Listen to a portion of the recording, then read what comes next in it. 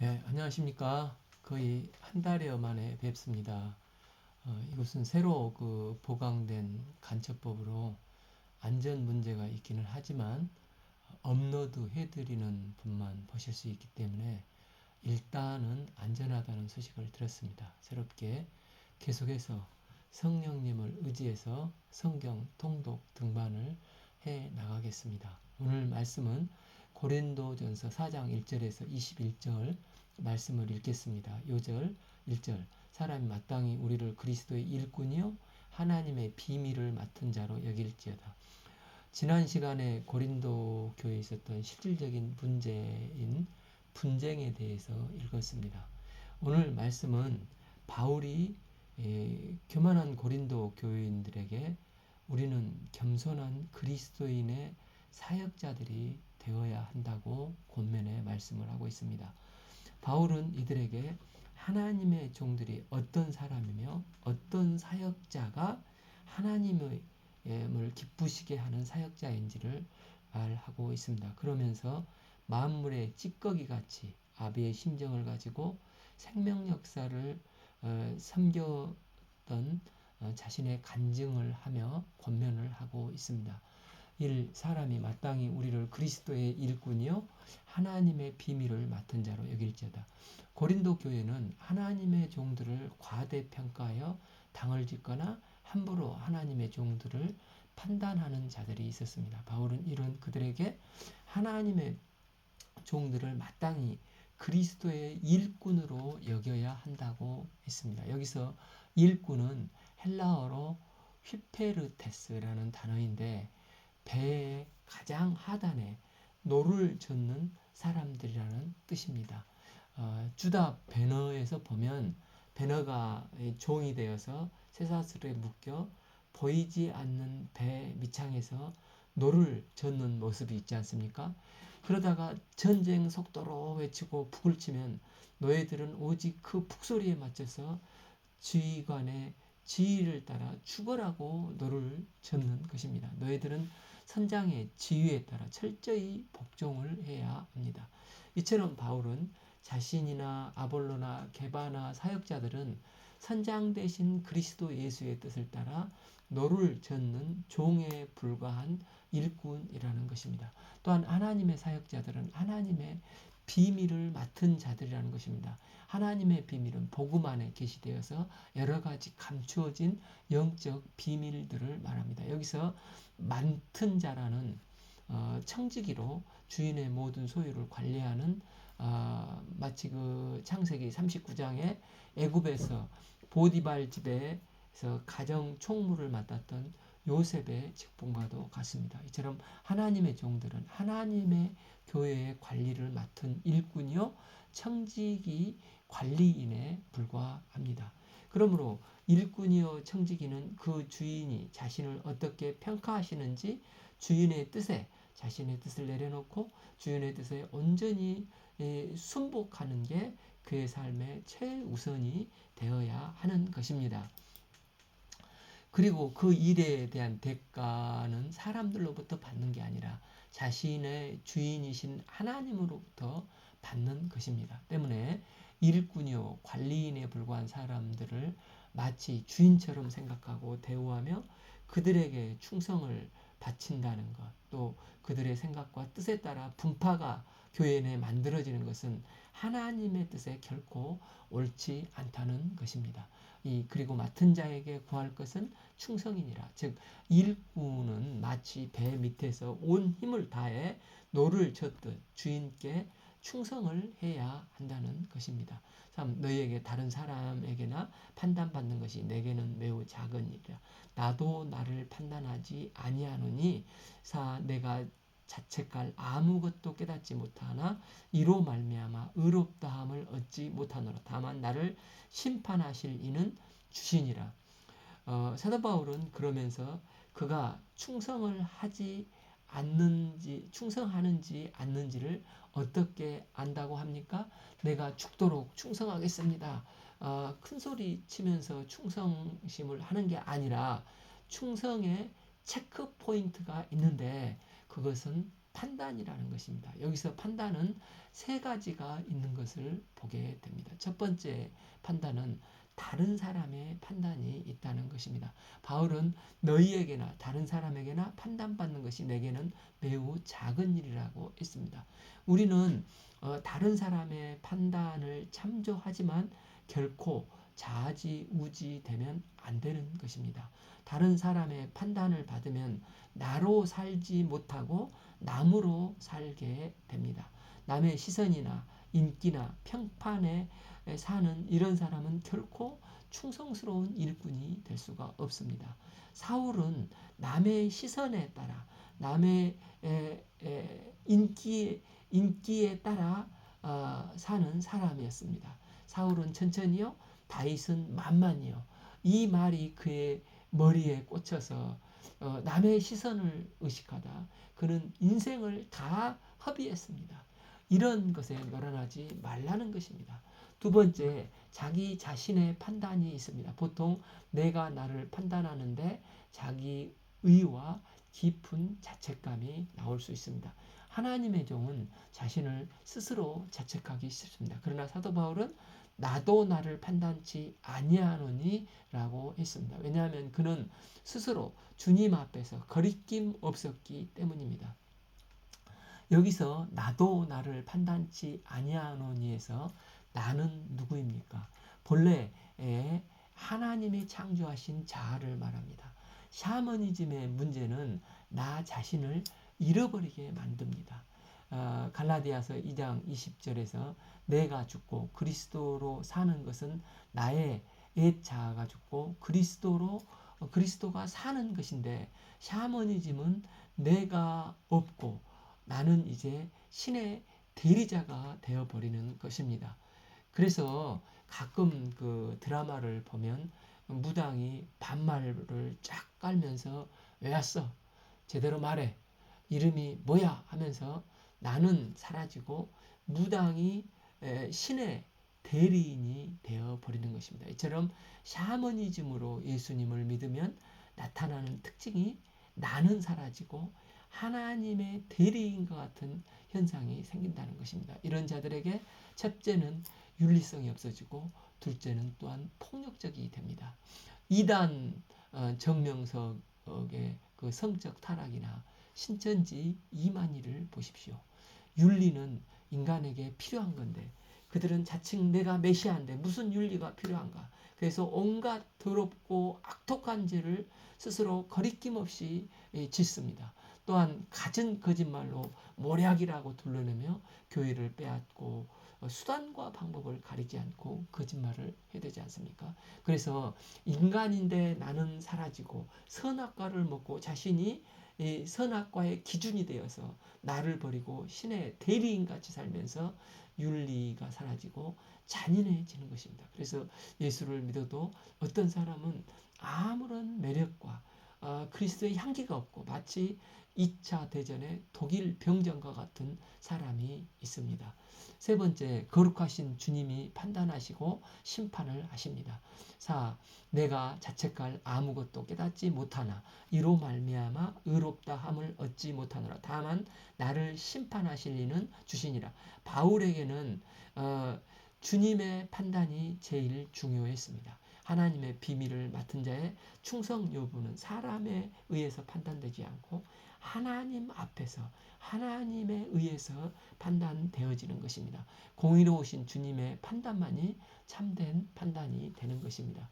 우리가 하나님 앞에 섰을 때 내가 사라지는 게 아니라 죄인과 병자였던 내가 은혜와 긍휼을 입은 자로 서게 되는 것입니다. 그래서 마태복음 9장 12절 13절 예수께서 들으시고 이르시되 건강한 자에게는 의사가 쓸데없고 병든 자에게야 쓸데있느니라.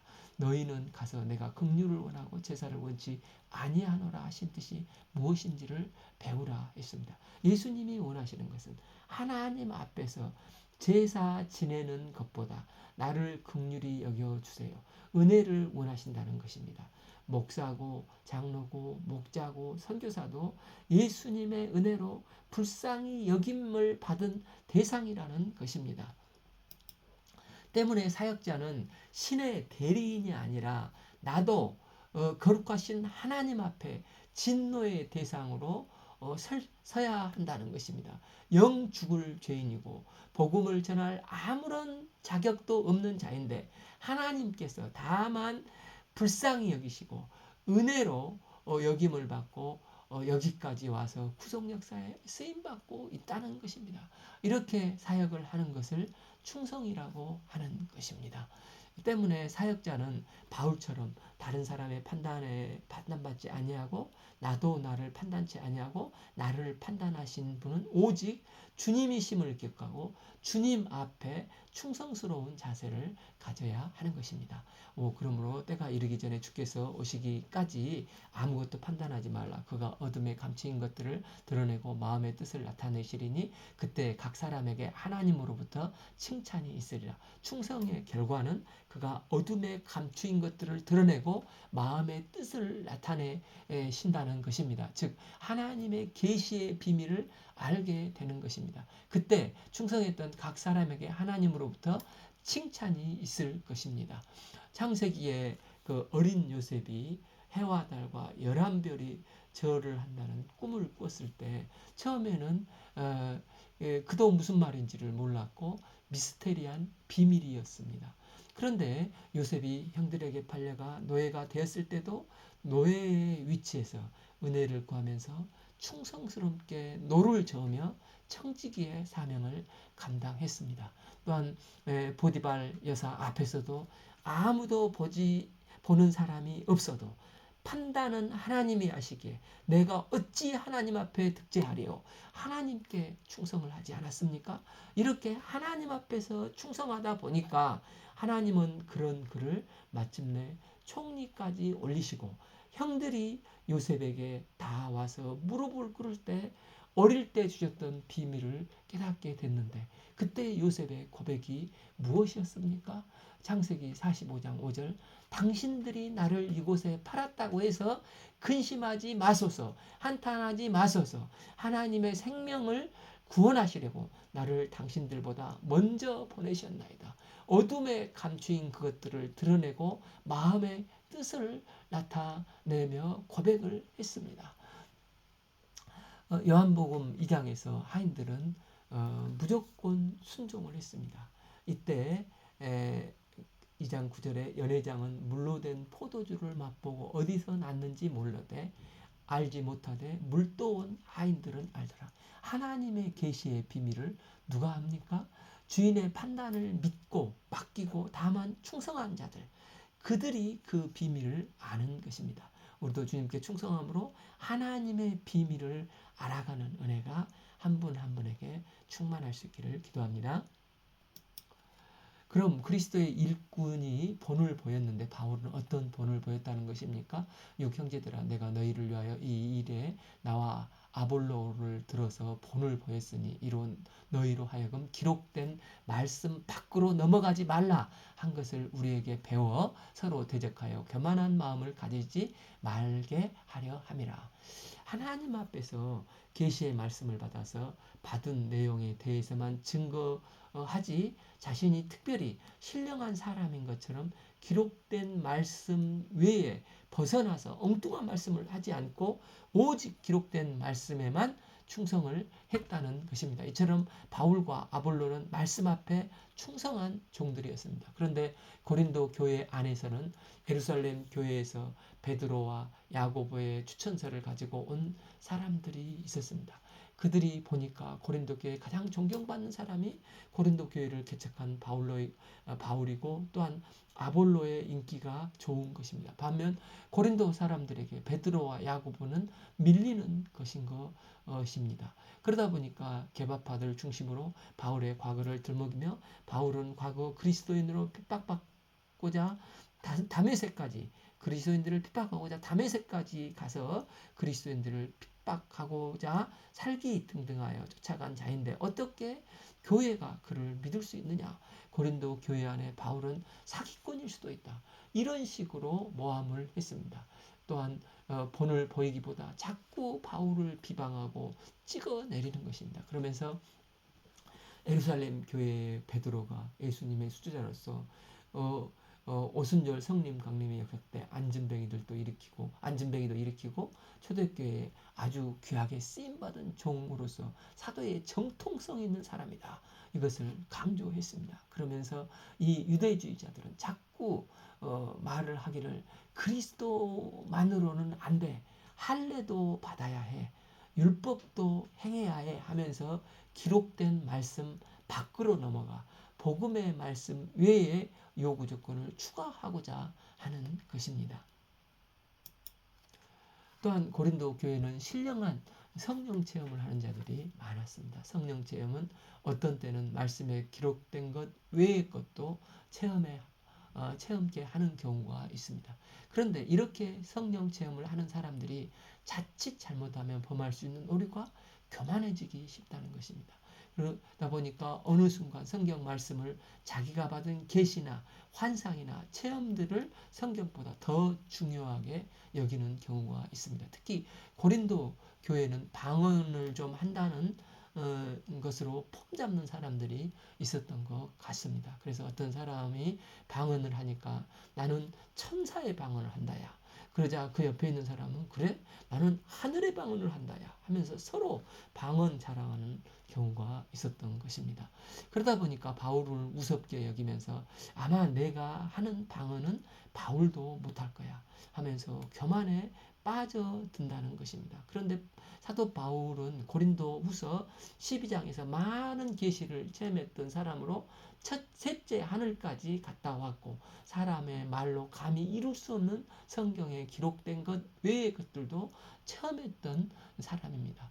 또 고린도전서 14장 18절에서 내가 너희 모든 사람보다 방언을 더 말함으로 하나님께 감사하노라 했습니다. 바울은 과감하게 그들보다 더 훨씬 방언을 잘한다는 것입니다. 사도 바울은 어떤 사람보다 많은 계시와 신령한 방언을 잘합니다. 그런데 그런 체험을 많이 한 바울에게도 바울임에도 불구하고 내가 이렇게 신령한 체험을 많이 하고 은사와 성경에 기록되지 않는 계시일에서 많은 체험을 했지만 나와 아볼로는 기록된 말씀을 넘어가지 않는 본을 보였다는 것입니다. 이는 우리에게 배워서 대적하여 교만한 마음을 갖지 말게 하려 함이라는 것입니다. 즉 이것을 너희들도 우리의 신앙 태도를 본받아서 성경에 기록된 말씀에 기초해서 신앙생활 하라는 것입니다. 루터는 항상 성경이 가는 데까지만 가고 성경이 그치는 데서 그친다고 하지 않았습니까? 존 칼빈도 나는 성경이 말하는 것만 말하고 말하지 않는 것은 말하지 않겠다. 그리고 성경에 말했는데도 못 알아듣는 것은 아예 말하지 않았습니다. 그래서 그가 저술한 그 유명한 기독교 강요에는 요한계시록은 그 당시 성령께서 비춰주신 계시로는 너무 해석하기 어려워서 그 많은 주석 중에 계시록의 주석은 없지 않습니까? 왜입니까? 자칫 잘못하면 더 넘어가지 않겠다는 켈빈은 거룩하신 하나님 앞에서 두렵고 떨림으로 굉장히 겸손한 자세로 성경을 대했던 것을 보게 됩니다. 우리가 성경을 통해서 하나님을 알고자 사모하는 간절한 마음을 가지고 시간을 투자하고 기도하는 마음으로 성경을 접하고 읽다 보면 하나님은 그때그때 성령의 조명하심으로 깨우쳐 주시고 성경에 대해서 문을 열어주시고 깨닫게 해주시고 주님을 더욱더 알아가게 해 주십니다. 태어나면서부터 창세기부터 계시록까지 다 아는 사람은 없고 또한 나이가 80, 90 먹었다고 해서 성경을 다 아는 분도 없습니다. 그러나 내가 사슴이 시냇물을 찾기에 갈급함 같이 하나님 앞에서 갈급함으로 간절히 찾아다니면 성령 하나님은 말씀을 비춰주시고 또한 어쩔 때는 바울 같은 사람을 보내주시고 어쩔 때는 아볼로를 보내주시고 어쩔 때는 주일 말씀을 통해서 또한 유튜브 말씀을 통해서 이 모양 저 모양으로 성령께서 조명해 주셔서 말씀을 통해서 신앙이 자라게 우리들의 신앙이 자라게 해 주십니다. 우리가 바울과 개혁주의 신앙의 선배들처럼 성령의 조명하심을 받아 기록된 말씀을 밖으로 넘어가지 않고 겸손히 배워가는 성숙한 성도들로 나갈 수 있기를 기도합니다. 그런데 고린도 교인들이 어느 정도로 교만해 있었습니까? 7. 누가 너희를 남달리 구별하겠느냐? 내게 있는 것 중에 받지 아니한 것이 무엇이냐? 내가 받았은즉 어찌하여 받지 아니한 것 같이 자랑하느냐? 고린도 교인 중에는 스스로 특별한 사람처럼 행동한 자들이 있었다는 것입니다. 그들은 자기가 하나님께 특별히 쓰임받는 구석이 있어서 부름받은 줄로 착각을 했습니다. 그러나 이것은 천만의 말씀입니다. 그들이 현재 가지고 있는 모든 것은 하나님께로 받은 것으로 하나님께 받지 않는 것은 하나도 없습니다. 그런데도 그들은 본래부터 자기들이 훌륭해서 하나님께서 나를 불러주셨다 뻐기고 자랑을 했습니다. 8. 너희가 이미 배부르며 이미 풍성하며 우리 없이도 왕이 되었도다. 우리가 너희와 함께 왕 노릇하기 위하여 참으로 너희가 왕이 되기를 원하노라. 고린도 교인들은 올챙이 시절을 잊어버리고 교만과 자만심이 가득 차서 서로 왕 노릇하고자 했습니다. 아마 바울은 이런 신령한 방언 못할걸? 바울은 맨날 십자가 부활만 전하니 아마 바울의 그 성경 레파토리가 다 떨어져서 또 가르친 거 가르치고 가르쳤다 하면서 그 자고한 마음, 교만한 마음으로 이제 더 이상 바울에게 배우려고 하지 않았습니다. 그러나 사도 바울은 내가 기록된 말씀 외에는 벗어나지 않기로 했다는 것입니다. 이게 바로 말씀의 비밀을 맡은 자의 복음주의의 신앙생활입니다. 바울은 하나님 앞에서 어떻게 살았다고 합니까? 내가 생각하건대 하나님이 사도인 우리를 죽이기로 작정된 자 같이 끄트머리에 두셨으며 우리는 세계 곧 천사와 사람에게 구경거리가 되었도다. 10. 우리는 그리스도 때문에 어리석으나 너희는 그리스도 안에서 지혜롭고 우리는 약하나 너희는 강하고 너희는 존귀하나 우리는 비천하게 되었도다 하는 것입니다. 사도 바울이 어느 정도 비천하게 되었습니까? 11. 바로 이 시각까지 우리가 줄이고 목마르고 헐벗고 매맞고 정처없고 12. 또 수고하여 친히 손으로 일하며 모욕을 당한 즉 축복하고 박해를 받은 즉 참고 13. 비방을 받은 즉 권면하니 우리가 지금까지 세상에 더러운 것과 만물의 찌꺼기같이 되었도다. 고린도 교회의 분쟁은 고린도 교회 애들이 참된 복음의 본질과 그 복음이 전해지기까지 수많은 수고와 헌신이 있었다는 사실을 잊어버린 채 그저 껍데기 신앙만 가지고 있는 젖만 먹는 미성숙한 상태에 있었기 때문에 이런 문제가 생긴 것입니다. 사도 바울은 그들에게 복음의 영광이 얼마나 놀랍고 아름다운 것이며 또한 이 일을 위해서 믿음의 사람들이 어떤 희생과 섬김을 성령께서 들어쓰셔서 여기까지 왔다는 사실을 말하면서 그들도 이제는 주의 종들의 희생과 헌신을 알 필요가 있다는 것을 알려주었습니다. 사도 바울은 비밀을 맡은 하나님의 일꾼으로 대우받지 못하고 심지어 죽이기로 작정된 자 같이 끄트머리에 두셨으며 미말까지 내려갔다는 것입니다. 바울이 지금 에베소에서 고린도전서 편지를 쓰는 순간까지도 이 귀한 생명의 복음을 증거하기 위해서 그는 줄이고 목마르고 헐벗고 매맞으며 청처없고 죽음을 각오한 수고와 헌신을 하고 있었습니다. 여기서 친히 손으로 일하면은 사도 바울은 스스로 육체적인 노동을 하면서 그의 전도비를 마련한 자비랑 선교를 했다는 것입니다. 당시 헬라인들은 육체적인 노동을 천시했기 때문에 천막집을 짓는 바울은 많은 멸시천대를 받았습니다. 그러나 바울은 이런 자비랑 선교사의 삶을 아주 자랑스럽게 여겼습니다. 데살로니가 후서 3장 8절 누구에게든지 음식을 값없이 먹지 않고 오직 수고하고 애써 주야로 일함은 너희 아무에게도 폐를 끼치지 아니하게 하려 함이니. 바울은 아무도 알아주지 않았으나 오히려 멸시와 천대를 받으며 만물의 찌꺼기같이 되었다는 것입니다. 그럼에도 불구하고 고린도 교회가 이렇게 힘들게 얻은 생명의 복음을 너무나 쉽게 여기고 오히려 이제는 서로 교만해져서 분파를 만들고 서로 치고받고 싸우고 세속적인 것이 교회 안에 버젓이 들어와서 이제 변질된 복음을 허락하는 상황들을 보고 있는 바울의 마음이 얼마나 아팠겠습니까? 그러기에 바울은 우리가 지금까지 세상의 더러운 것과 만물의 찌꺼기 같이 되었도다. 피를 토하듯이 자신의 심정을 토로하고 있는 것입니다.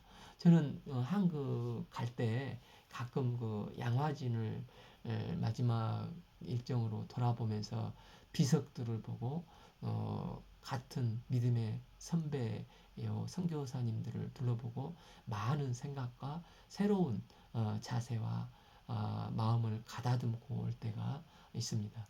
이분들은 100여 년 전에 물썰고 날설은 이 조선 땅에 정말 목숨을 걸고 생명의 복음을 증거고자 이 사명의 땅 조선에 왔습니다. 그 중에는 상당수가 이곳에서 오래 견디지 못하고 순교하셨고 심지어 어떤 선교사는 배에서 한국 땅을 밟아보지도 못하고 순교하신 분들도 계십니다. 특히 선교사님들의 자녀들의 그 비석을 보면 자녀들이 풍토병을 이기지 못하고 이곳에서 어린 나이에 죽어 묻혀야 했습니다. 지금 우리는 그들의 이런 희생과 헌신으로 편하게 예수님을 믿고 복음 안에서 생명을 누리고 있습니다. 또 복음이 전파되어야 될 또 다른 이방 땅에 복음을 증거하고 있는 것입니다. 복음이 우리에게 전파되기까지는 이처럼 많은 희생과 포기와 고통과 아픔과 헌신이 있었습니다. 오늘 말씀을 통해 나에게 주어진 복음이 얼마나 귀함을 다시 한번 깨닫게 됩니다. 또한 저도 사명의 땅에서 처음 이 땅에 복음을 전하고자 했던 자세를 새롭게 합니다. 이곳에 여러 안전 문제가 있고 한계가 있지만 저희 가정이 이곳에 사명의 구름 기둥 불기둥이 성령이 머무는 그날까지 사도 바울이 고린도 교회와 에베소 교회를 섬긴 자세로 생명 역사를 섬기길 기도합니다. 저희 모든 분들이 정말로 이 복음이 얼마나 귀하게 나에게 전해졌는지를 알고 정말로 이런 자세로 참 사도 바울이 고린도 교회와 에베소 교회를 섬긴 자세로 생명 역사를 섬기고 동역해 나가는 삶을 살 수 있기를 기도합니다. 사도 바울에게 있어서 고린도 교회 성도들은 영적 자식들이었습니다. 그는 2차 전도여행 기간 고린도 교회에서 1년 반을 머물면서 양육했고 가족과 같이 끈끈한 사랑의 관계성을 가지고 있는 성도들이었습니다. 비록 지금은 혼란과 어려움이 있고 미성숙한 상태이지만 그들에게 자신의 솔직한 내면의 생각을 나눌 수 있는 이유가 그들을 자식같이 생각하고 품고 있는 아비의 사랑을 가지고 있었기 때문에 그들을 또 질책할 수도 있었던 것입니다. 14. 내가 너희를 부끄럽게 하려고 이것을 쓰는 것이 아니라 오직 너희를 내 사랑하는 자녀같이 구원하려 하는 것이라. 바울은 그들을 결코 부끄럽게 하려 함이 아니라 오직 사랑하는 자녀같이 구원하러 한다는 것입니다. 15. 그리스도 안에서 1만 스승이 있을 때 아버지는 많지 아니하니 그리스도 예수 안에서 내가 복음으로 너희를 낳았습니다. 여기 1만 스승은 그들의 아버지가 아니고 그저 성도들을 잘 관리하고 보호하는 리더들을 가리킵니다. 그러나 그들은 일시적이고 주인의 뜻에 따라 또 시스템에 따라 얼마든지 바뀔 수가 있습니다. 그들은 자신들이 힘들면 언제든지 떠날 수 있고 또 외면할 수 있는 사람들이다. 그러나 가리키는 스승은 많아도 낳아준 아비와 어미는 하나뿐입니다. 이는 마치 엄마와 베이비시터와 차이점과도 같습니다. 부모는 아이들의 아프면 밤을 새며 아이들을 돌봅니다. 내가 대신 아팠으면 좋겠다고 생각하며 기도합니다. 아무리 아이가 아프고 힘들게 해도 결코 도망가지 않고 끝까지 품고 가는 게 부모입니다. 그러나 베이비시터는 돈을 받고 고용된 사람이지 않습니까? 아이가 아프거나 문제가 있으면 언제든지 부모에게 맡기고 그것을 떠날 수 있고 자기가 바쁜 일이 있거나 더 좋은 대우를 해주면 그것을 쉽게 떠날 수가 있습니다. 때문에 일만 스승은 지식 전달이나 성도들의 관리자는 될 수 있을지 모르지만 정말로 그들을 복음으로 낳고 참 부모가 된 영적 아비나 어미가 될 수는 없는 것입니다. 왜냐하면 그들에게는 자식들이 낳은 자녀들이라는 부모 의식이 없기 때문입니다. 어떤 고통과 희생이 따르더라도 내가 죽더라도 자식들만은 살리기를 바라는 그렇게 있었던 사도 바울의 이 아비의 마음을 그들은 갖지 않고 있었습니다. 그러나 사도 바울은 아비의 마음으로 그들의 영혼 구원과 성장을 위해 있었고 어떤 고난과 희생, 심지어 만물의 찌꺼기가 되더라도 그들을 아비의 마음으로 끝까지 도왔습니다. 실제 이들이 고린도 전서를 거부하고 사도 바울이 고린도 교회를 다시 신방을 해도 그들은 사도 바울을 외면했지 않습니까? 그 바쁜 에베소 사역 가운데서 또다시 바울은 그때 눈물로 편지를 다시 쓰지 않습니까? 또한 그들이 걱정이 되어서 빌립보까지 나와서 디도를 통해 회복 소식을 듣고 고린도 후서를 쓰기까지 아비의 마음으로 요한복음 13장 1절 예수님께서 자기 사람들을 끝까지 사랑하신 것처럼 사도 바울도 고린도 교회 성도들을 끝까지 어떤 상황에서도 포기치 않고 사랑하며 그들이 회복되어 온전히 주님을 섬기기까지 섬겼습니다.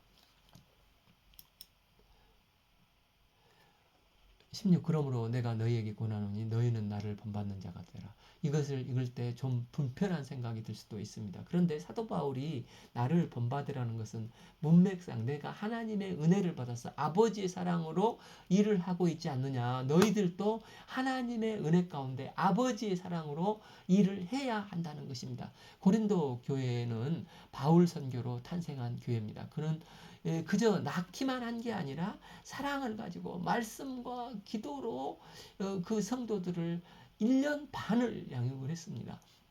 그러니 바울은 하나님 앞에서 또한 고린도 교회 성도들 앞에서 신실한 믿음의 본을 보였기에 오늘 나를 본받으라고 자신 있게 말할 수 있는 것입니다.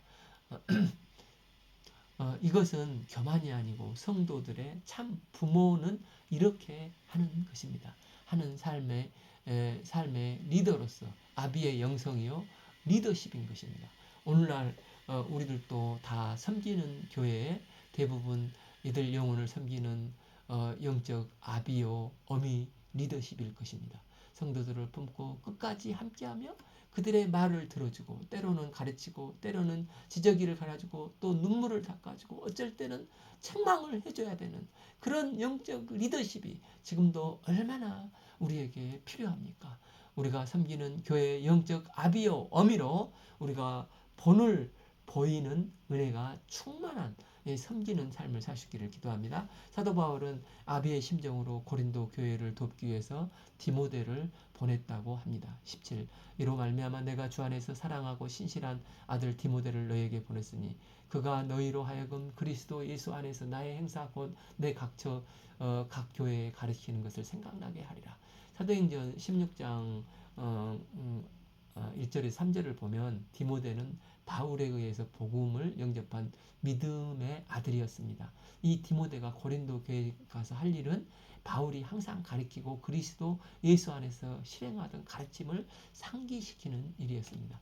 18 어떤 이들은 내가 너희에게 나가지 아니할 것 같이 스스로 교만하여졌으니 여기서 고린도 교회에 디모데가 오니까 일부 성도들은 이제 바울은 오지 않겠구나 생각하면서 더욱 기고하고 우쭐해졌습니다. 그래서 고린도 후서 10장 10절을 보면 그들의 말이 그의 편지들은 무게가 있고 힘이 있으나 그가 몸으로 대할 때는 약하고 그 말은 시원치 않다 하니 이렇게 바울에 대한 평가를 하며 교만해졌던 것을 보게 됩니다. 그래서 바울은 19 주께서 허락하시면 내가 너희에게 속히 나가서 교만한 자들의 말이 아니라 오직 능력을 알아보겠으니. 당시 바울은 에베소 교회에 머물고 있었지 않습니까? 그러나 속히 고린도에 가서 교만한 말로 교회를 어지럽히는 자들의 능력을 알아보겠다고 했습니다. 왜입니까? 10, 20 하나님의 나라는 말에 있지 않고 오직 능력에 있습니다. 고린도 성도들은 마치 하나님 나라가 온 것처럼 떠들어댔지만 결국 하나님 나라는 그들이 말처럼 화려한 말 속에 있는 것이 아니라 오직 능력에 있다는 것입니다. 복음으로 인한 변화된 성품, 또 인격, 그리고 삶의 능력으로 나타나는 것입니다. 영적인 능력이 없는 사람일수록 원망과 불평을 많이 말을 합니다. 우리가 말이 아니라 능력으로 하나님 나라를 경험하면서 그리스도를 본받고 또 그리스도를 본받고자 했던 사도 바울을 본받는 삶이 될 수 있기를 기도합니다. 바울은 마지막으로 자녀들을 훈계하듯이 말합니다. 20일 너희가 무엇을 원하느냐? 내가 매를 가지고 너희에게 나가랴? 사랑과 온유한 마음으로 나가랴. 바울의 마지막 경고는 아버지의 가슴 아파하는 심정을 느끼게 합니다. 바울은 그들이 회개함으로 사랑과 온유한 마음으로 그들을 만나기를 간절히 소망하고 있습니다. 우리는 그리스도의 일꾼이요 하나님의 비밀을 맡은 청지기들입니다. 우리가 겸손히 낮아져서 교만하고 이기적이고 무지한 이웃과 세상을 끝까지 사랑으로 섬기는 영적 아비요 영적 어미가 될 수 있기를 기도합니다. 오늘 말씀은 고린도전서 4장 1절에서 21절 말씀을 읽었습니다. 감사합니다.